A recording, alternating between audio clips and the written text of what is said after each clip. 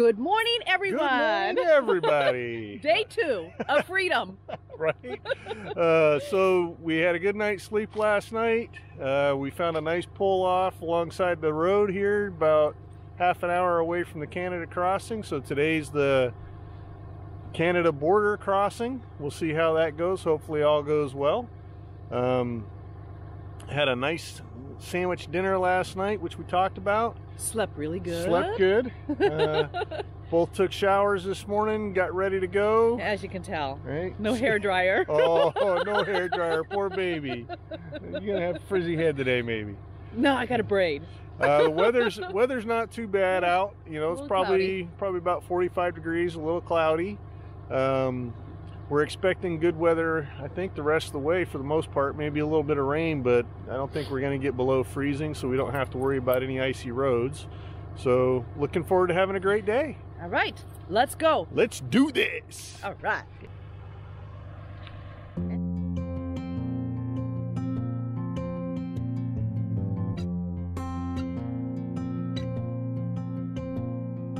You are the summer, we were the tide, the clearest of azure, bright as your eyes, golden skin sundress, you were the skies, and I see the color I've known all my life. We are timeless, we are timeless. Waves washing over the sand on my feet. Time is an ocean and I'm lost at sea. Butterflies in my belly. Say please. Not knowing, right? Yep, the unknown is about to happen. Soon we will know.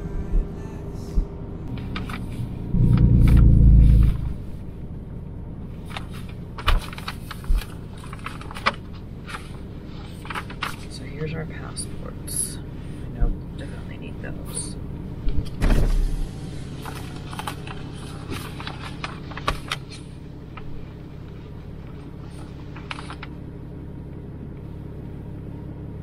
I don't see anybody directing me to move forward. No. All I see is a sign that says open. There See he a is. person. I see a person now.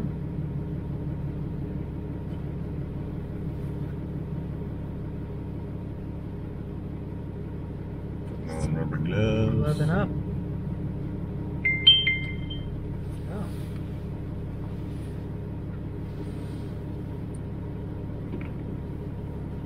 And we have service.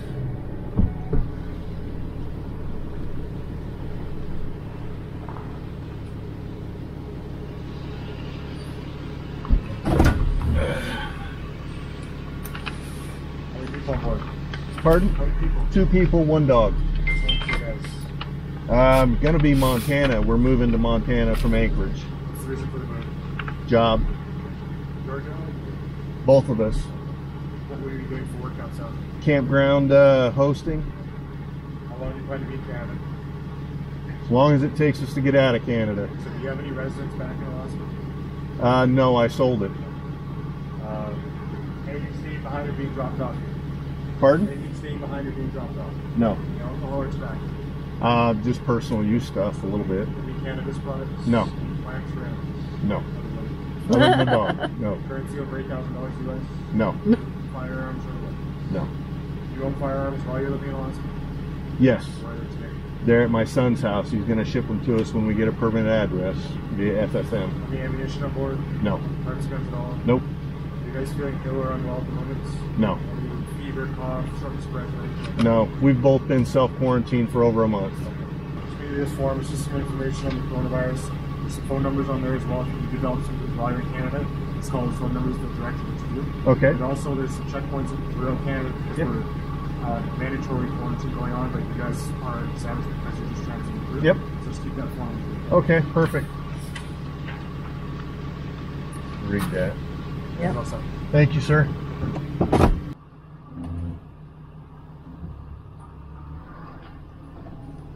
Ask for her rabies shots, nothing. Nope. The government of Canada has put in place emergency measures to slow the induction and spread of COVID-19 in Canada. All persons entering Canada must self-isolate for 14 days, which he just said that we don't qualify for that. Compliance with this order is subject to monitoring. Persons exempt from mandatory isolation, which is us. Monitor your health while in Canada. You are also advised to do the following. Respect the intent of the mandatory isolation order when you're not working. Contact your employer, determine when none of that applies. Monitor yourself or symptoms. And maintain a 2-meter distance, physical distancing. 6 feet. Ensure that your living arrangements while staying in Canada enable you to avoid any volunteer individuals, including those who have underlying medical conditions. Have visitors. Wash your hands. Avoid touching your face. Cover your mouth and nose. None of this says anything about a timeline of how quick to get out of here. Perfect. None of it. And he didn't say anything either, so. I still think we should push. Well, we have to push because we have limited water supplies. Here's the first gas station right here, so I'm going to just stop here. Okay. And I will just checking to see if you have any service and if you found a spot for the night.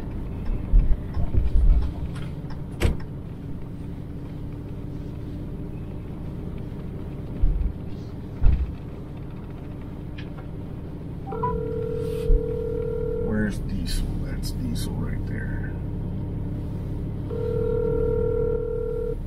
Good morning. Good morning. We did not have cell service. We just got it. We just passed the border and all is well. You're in Canada. We are in Canada. How far did that guy say that the roads were rough? Here to Destruction Bay. Did he say how they were after Destruction Bay? Not bad. Not bad. And the lady in the gas station that lives here just went to Whitehorse the other day. She said that she's lived here for years, and in her opinion, the roads are bad. Wow.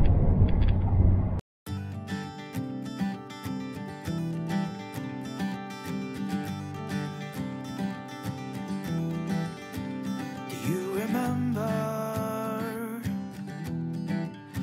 those long summers?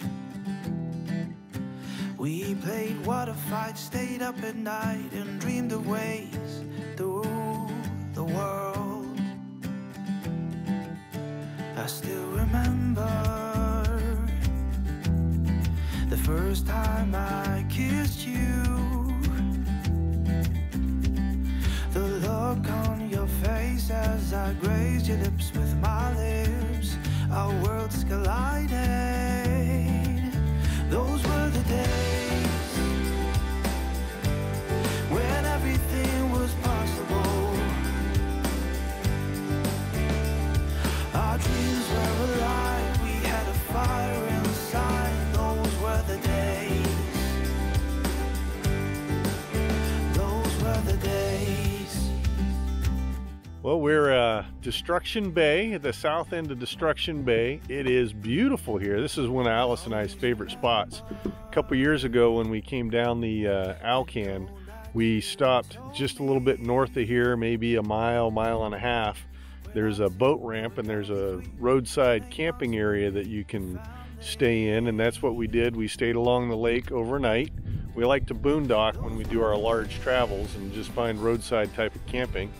And so the lake is frozen over right now, but during the summertime it is beautiful here. And the mountain across from me here, I'm going to turn around so you can see it. Up on that mountain we can see a couple of sheep Alice is up at the truck right now putting her big camera lens on and getting her tripod out. She's going to try and get a couple of pictures of those sheep up on the mountain that are feeding on the grass and various things like that. So hopefully if she gets a good photo or two, we'll be able to drop a photo into the video here for you to enjoy. But it is just a beautiful day today. Beautiful day today. Not a bad travel day at all. It was a very nice town we spent a couple of days here 2 years ago when we drove through. Very nice town. A little bit of history with the Yukon River and the gold rush and all that stuff. There's a big paddle boat that you can take a tour on. Yep, of course, with the coronavirus. We're not doing anything. I said coronavirus. Everything's shut down. Yeah. So no touristy stuff is going on right now. Some of the things that we wanted to do on this trip, one of which was the Laird Hot Springs, totally shut down. I think it's closed anyways. Just no, that's open year round. Sorry. Yes, closed because of the coronavirus. Usually it's open year round. You can even camp there during the winter time and still go to the hot springs. That would have been cool to go to hot springs in the snow. Would it have been cool or would it have been hot? Both.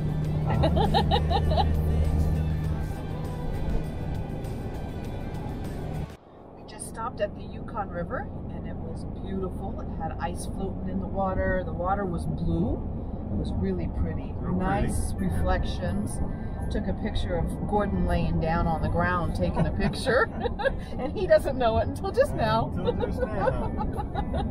So I'll make sure that he puts that picture in this video because it was pretty cool seeing him laying on the ground and taking pictures too, so it's pretty cool.